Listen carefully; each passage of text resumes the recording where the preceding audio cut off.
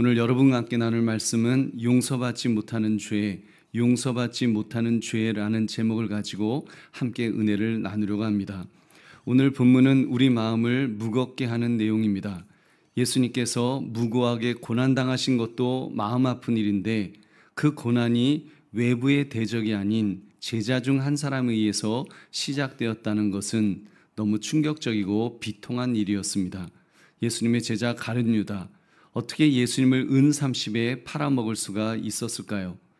여러분, 그는 누구보다 예수님 가까이 있었습니다. 말씀을 들었습니다. 심지어 예수님의 떡을 함께 나눴던 자였습니다. 그런 그가 결국 용서받지 못하는 죄를 저질렀던 것입니다.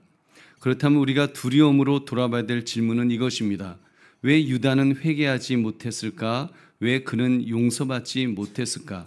오늘 본문을 통해서 그 이유를 살피며 어떻게 살아야 할 것인가를 결단하시는 이 밤이 되시기를 주님의 이름으로 축원합니다. 세 가지를 살펴보겠습니다. 첫째, 성령의 역사에 반응하지 않는 죄가 있습니다. 성령의 역사에 반응하지 않는 죄. 우리 20절, 21절 말씀 함께 읽겠습니다. 시작. 내가 진실로 진실로 너에게 이르노니 내가 보낸 자를 영접하는 자는 나를 영접하는 것이요 나를 영접하는 자는 나를 보내신 이를 영접하는 것이니라.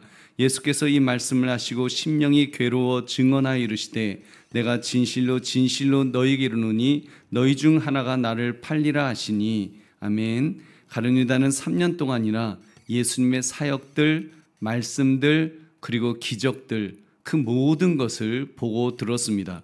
그 모든 것은 성령의 역사였습니다. 그 성령의 역사를 가룟 유다는 함께 해왔던 것입니다. 그렇다면 그 성령의 역사에 신앙으로 반응해야 했습니다. 베드로처럼 주는 그리스도시요 살아계신 하나님의 아들이십니다, 이렇게 고백해야 했습니다. 근데 가룟 유다는 반응하지 않았습니다. 예수님의 가르침을 지식적으로는 들었겠지만 마음으로는 믿지 않았습니다. 삶으로 따르려 하지도 않았던 것입니다. 심지어 예수님께서 자기의 발을 씻어 주실 때에도 그는 마음의 문을 열지 않았던 것입니다. 이렇게 성령의 역사에 반응하지 않다가 멸망당하는 자들을 많이 볼 수 있습니다. 그중 대표적인 인물이 있다면 애굽의 왕 바로 왕일 것입니다. 여러분, 하나님께서 모세를 통해서 말씀하셨고 심지어 10가지 재앙을 통해서 경고하셨습니다. 그러나 그는 마음을 강팍하게 함으로 여러분 성령의 역사에 애써 반응하려고 하지 않았습니다. 출애굽기 9장 12절 보니까 그러나 여호와께서 바로의 마음, 한번 같이 읽겠습니다. 시작. 그러나 여호와께서 바로의 마음을 완악하게 하셨으므로 그들의 말을 듣지 아니하였으니 여호와께서 모세에게 말씀하신 것 같더라. 아멘. 바로의 마음을 완악하게 하셨다. 여러분, 이 말씀은 원인자가 하나님이시니까 바로는 책임이 없다, 하나님이 책임이시다, 이런 말씀이 아닙니다. 바로가 계속된 무반응으로 하나님의 역사에 대해서 닫힌 마음으로 굳어졌다는 것을 의미하는 것입니다. 여러분, 가룟 유다도 마찬가지입니다. 그가 예수님의 사랑에 무반응하니까 결국 사탄이 들어갈 여지를 내주었던 것입니다. 그렇기 때문에 성경은 성령의 역사에 완악하지 말 것을 경고했습니다. 우리 히브리서 3장 7절 8절 같이 읽겠습니다. 시작. 그러므로 성령이 이르신 바와 같이 오늘 너희가 그의 음성을 듣거든 광야에서 시험하던 날에 거역하던 것 같이 너희 마음을 완고하게 하지 말라. 아멘. 여러분께서 성령님께서 말씀하실 때 즉시 반응해야 합니다. 성령님께서 찔림을 주실 때 즉시 회개해야 합니다. 가룟 유다의 안타까움은 후회는 했지만 회개하지 않았다는 것입니다.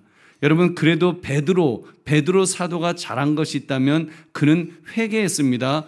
회개하면 주님은 용서하십니다. 여러분, 동이 서에서 먼 것처럼 옮겨주시는 줄 믿으시기 바랍니다. 우리 시편 103편 12절 동이 서에서 먼 것 같이 우리의 죄가를 우리에게서 멀리 옮기셨으며. 아멘. 여러분, 무엇보다도 자백하면 하나님은 그 어떤 죄도 용서해 주시는 줄로 믿습니다. 여러분, 어떤 죄도 용서해 주십니다. 여러분, 다윗과 같은 사람, 남편이 있는 여자, 남의 아내였던 밧세바를 범했습니다. 임신시켰습니다. 거기다 그 남편까지 교사라는 중대 범죄를 저질렀습니다. 그러나 그가 나단 선지자가 그의 죄를 지적했을 때 그는 그 자리에서 이렇게 자백했습니다. 내가 여호와 앞에서 범죄했습니다. 내가 하나님 앞에서 범죄하였나이다. 그리고 침상이 썩도록 울며 회개할 때에 하나님께서 용서해 주셨습니다. 여러분, 그러므로 그 어떤 죄를 지었다고 할지라도 성령님의 역사에 회개함으로 반응하시는 저와 여러분 되시기를 주님의 이름으로 축원합니다. 두 번째, 성령을 속이려는 죄가 있습니다. 성령을 속이려는 죄. 예수님께서 제자들에게 말씀하였습니다. 너희 중 하나가 나를 팔리라. 이렇게 직접적으로 지적하였습니다만 가룟 유다는 계속해서 뻔뻔했습니다. 22절을 한번 같이 읽겠습니다. 시작. 제자들이 서로 보며 누구에게 대하여 말씀하시는지 의심하더라. 아멘. 무슨 말씀입니까? 유다가 겉으로 시치미를 뚝 떼었다는 그런 뜻입니다. 다시 말해서 외적으로는 그 누구보다도 제자다움을 유지하고 있었다는 것입니다. 꿈에도 가룟 유다가 예수님을 배신할 거라고는 아무도 상상하지 못하도록 그렇게 완벽하게 그렇게 가식이지만 그렇게 행동했다는 것입니다. 그러나 그의 마음에는 이미 무서운 동기가 자리 잡고 있었죠. 결국 사단이 들어올 문을 스스로 활짝 열었던 것입니다. 우리 보배로운 성도님들, 사실 우리들도 대놓고 성령님을 속이겠다고 하지는 우리 않을 것입니다. 다만 성도들 앞에서 이 비슷한 행동을 할 때가 있지 않습니까? 남들이 떡을 받으니까 가룟 유다도 떡을 받은 것처럼 우리도 떡을 받을 수 있습니다. 다른 제자들이 앉으니까 가룟 유다도 앉은 것처럼 우리도 같이 앉죠. 그리고 아무 일도 없었던 것처럼 자기 죄악된 마음을 감춘 채 사람을 속인 것 같지만 실상은 성령을 속이려 했다는 것입니다. 여러분, 성령을 속이려 했던 자들, 성경에는 여러 인물이 있습니다. 그중 부부를 기억하실 것입니다. 아나니아와 삽비라, 얼마나 좋은 일 하려고 했던 사람입니까? 초대교회 때 유무상통하는 전통을 따라서 사람들이 집을 팔아 재산을 바치는 모습이 좋아 보였던 것 같습니다. 그래서 자기들도 집을 팔아서 교회 앞에서 좀 과시하고 싶은 그런 마음이 생겼습니다. 아무튼 그래도 헌금하겠다고 하니까 좋은 마음이었죠. 그래서 집을 팔아 헌금하겠다고 공언했지만 막상 팔았을 때 많은 돈을 헌금하기가 너무 아까웠던 것입니다. 그래서 일부를 감추고 전부인 척 바쳤던 것입니다. 그때 베드로 사도가 이렇게 지적했습니다. 우리 사도행전 5장 3절 같이 읽겠습니다. 시작. 베드로가 이르되 아나니아야, 어찌하여 사탄이 내 마음에 가득하여 내가 성령을 속이고 땅값 얼마를 감추었느냐. 아멘. 여러분, 베드로는 너 나 속였지 이렇게 말하지 않았습니다. 너 지금 교인들 속였지 그렇게 말하지도 않았습니다. 성령을 속였다, 하나님을 속였다라고 정죄했던 것입니다. 여러분, 이런 모습은 성경에 많이 있습니다. 사울왕 같은 사람, 블레셋과의 전쟁에서 제사장만 해야 했던 제사를 자기가 드리다가 사무엘 선지자로부터 지적을 받았습니다. 순종이 제사보다 낫다. 사울왕이 불순종했기 때문에 하나님께서 그를 버리시고 왕위를 빼앗으시겠다고 하셨습니다. 그런데도 백성들 앞에서는 아무 일도 없었던 것처럼 사무엘 선지자가 좀 함께 해달라고 그런 뻔뻔한 부탁을 하는 것을 볼 수 있습니다. 여러분, 사람을 속이는 행위죠.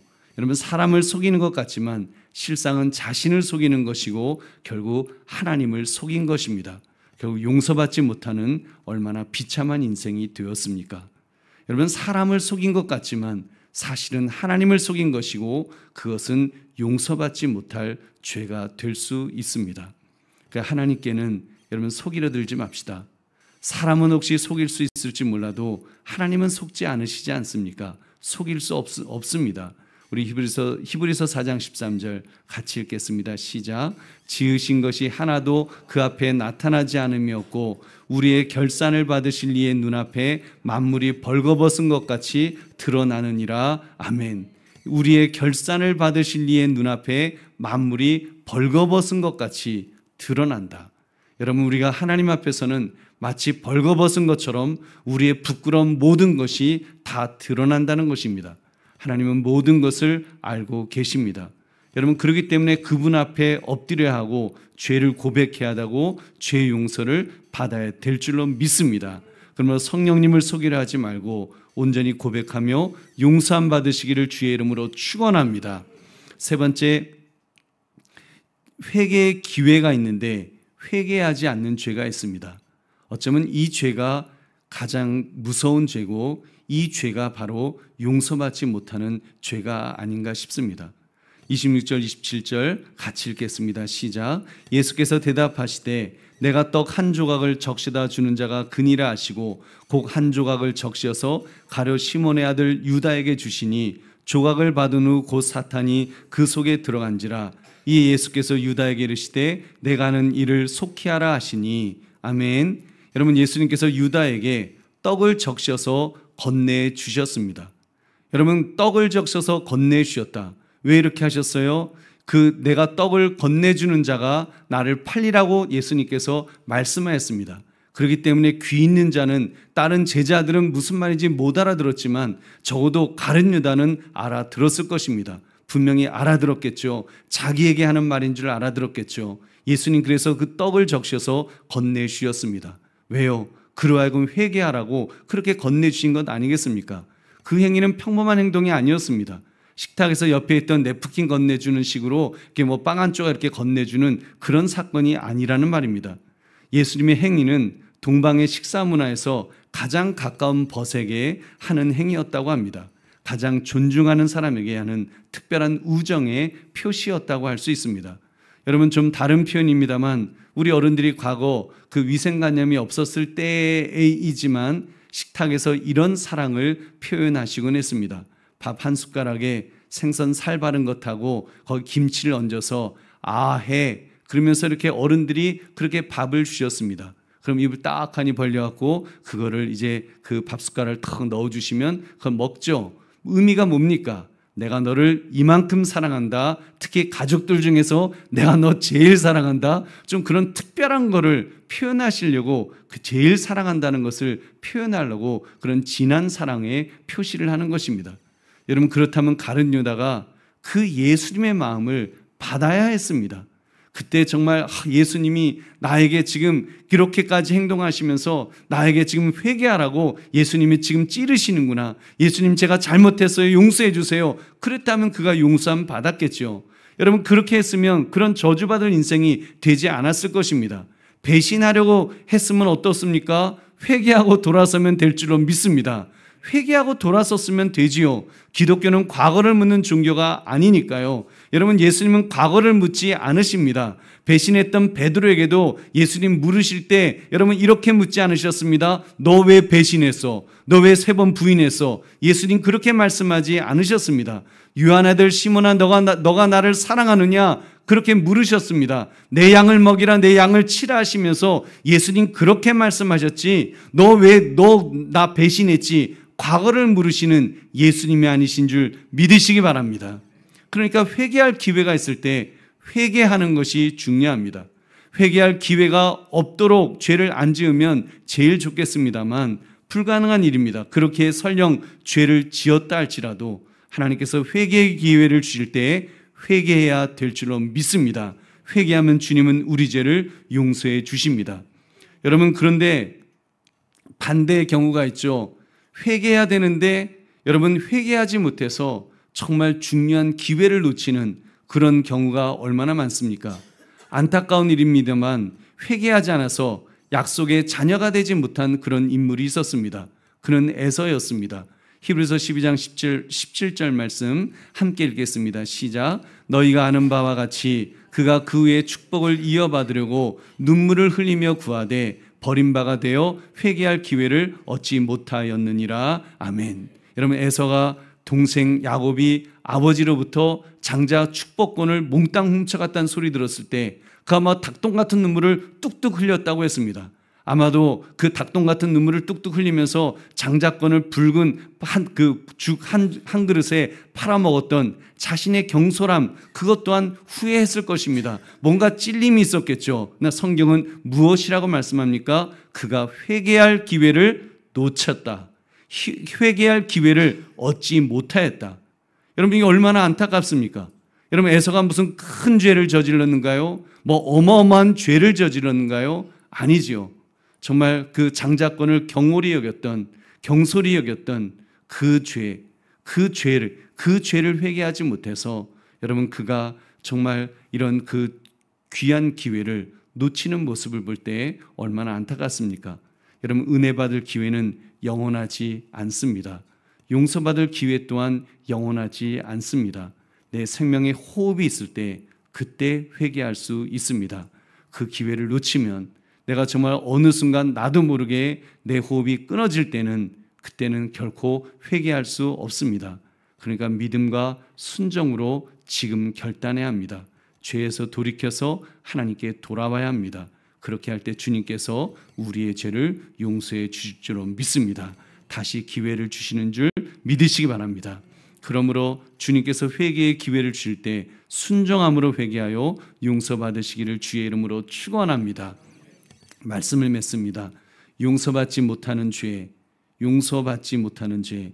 예수님께서 이 용서받지 못하는 죄에 대해서 이렇게 말씀하였습니다. 마가복음 3장 28절 29절 함께 읽겠습니다. 시작. 내가 진실로 너희에게 이르노니 사람의 모든 죄와 모든 모독하는 일은 사하심을 얻되 누구든지 성령을 모독하는 자는 영원히 사하심을 얻지 못하고 영원한 죄가 되느니라 하시니. 아멘. 결국 성령을 모독하는 자는 영원히 사하심을 얻지 못한다. 즉 용서받지 못할 죄라고 지적하였습니다. 여러분, 그러니까 우리 성령님께 민감해야 합니다. 성령께서 성령의 역사를 보여주실 때 우리가 믿음으로 반응해야 합니다. 그리고 성령을 속이려 들지 맙시다. 그리고 무엇보다도 성령께서 회개의 기회를 주실 때, 여러분 회개의 기회를 주실 때 여러분 회개합시다. 그러면 주님께서 기회를 주실 줄로 믿습니다. 여러분, 그 사함을 받지 못하는 죄가 바로 그런 죄가 아니겠습니까? 여러분, 성령을 모독하는 자, 성령께서 우리로 하여금 감동을 주시는데, 우리로 하여금 회개하도록 감동을 주셨는데, 여러분 그것을 우리가 거부하고 그것을 완악하게 우리가 거절할 때 여러분 그 죄는 용서받을 수가 없겠죠. 여러분, 회개하지 못하는데, 회개하지 못하는 심령인데 적어도 하나님을 그 그리스도를 붙들고 의지하려고 하는 그 마음이 없는데 어떻게 용서를 받겠습니까? 여러분, 결국 불신앙의 죄가 될 것입니다. 여러분, 그러므로 우리 용서받지 못하는 죄라는 제목처럼 용서받지 못하는 죄를 짓지 않도록 우리 성령님께 민감하게 반응할 수 있는 저와 여러분 되시기를 주님의 이름으로 축원합니다. 우리 찬송 한 장 부르고 기도하겠습니다. 찬송 449장 찬송 부르신 후에 우리 함께 기도하겠습니다.